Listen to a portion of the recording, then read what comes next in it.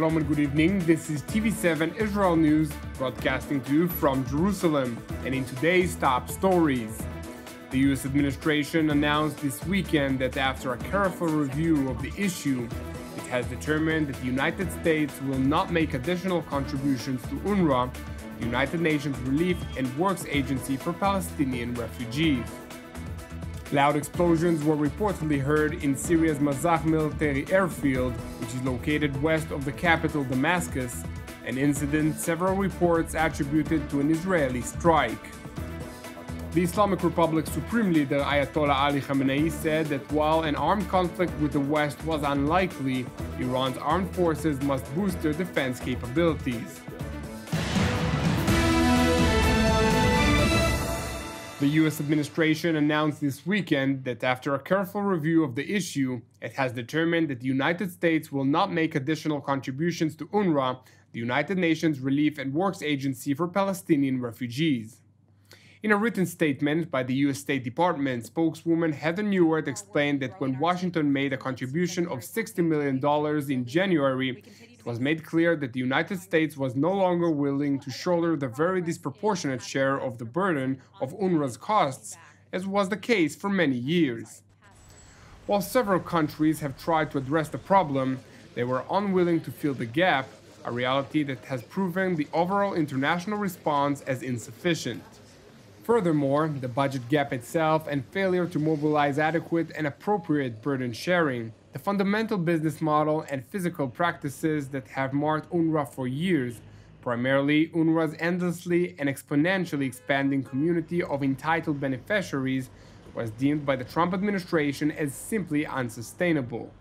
That is why the United States will no longer commit further funding to UNRWA, which is defined as an irredeemably flawed operation.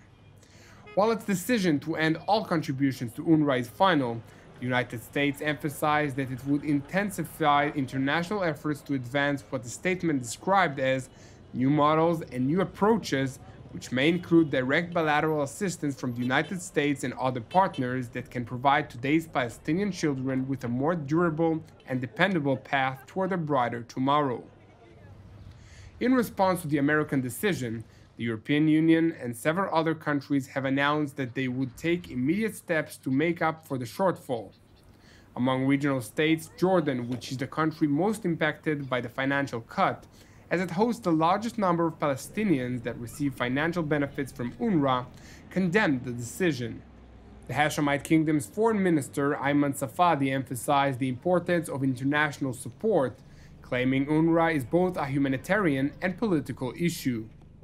UNRWA is a humanitarian issue on that side. UNRWA is also a political issue. Maintaining UNRWA is maintaining the international commitment inherent in international law. We do believe in the concept of burden sharing, that everybody else in the international community needs to step up and pay their share to the refugees, but we are certainly very cognizant of the extremely dangerous consequences of failing UNRWA and not enabling it to go forward.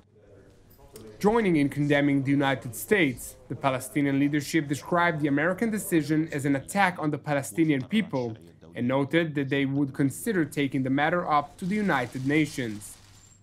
In Israel, however, Washington's decision was warmly welcomed from the coalition and the opposition alike. During a ceremony marking the start of Israel's new school year, Israeli Prime Minister Benjamin Netanyahu hailed the United States for halting what he referred to as an organization that perpetuates the refugee problem.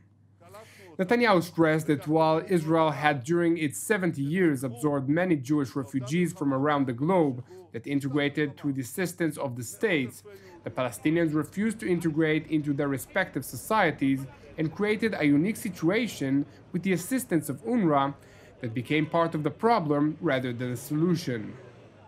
שם יצרו לפני 70 שנה מוסד מיוחד לא לקלוט את הפליטים, אלא להנציח את הפליטים.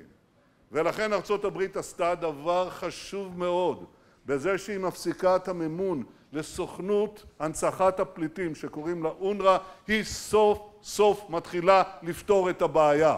זה דבר חשוב מאוד. צריך לבטל את מוסד הפליטות, צריך לקחת את הכספים ולעזור באמת לשיקום הפליטים שמספרם האמיתי הוא קמצוץ מהמספר שמדווחת סוכנות אונר"א. זה שינוי מאוד מבורך.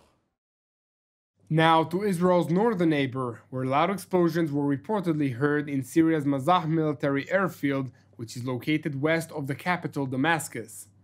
While the location of the reported explosion was subject to a number of Israeli attacks in recent years, the official Syrian Sana news agency claimed the airfield was not subject to an Israeli strike, but rather the explosion occurred as a result of an electric short.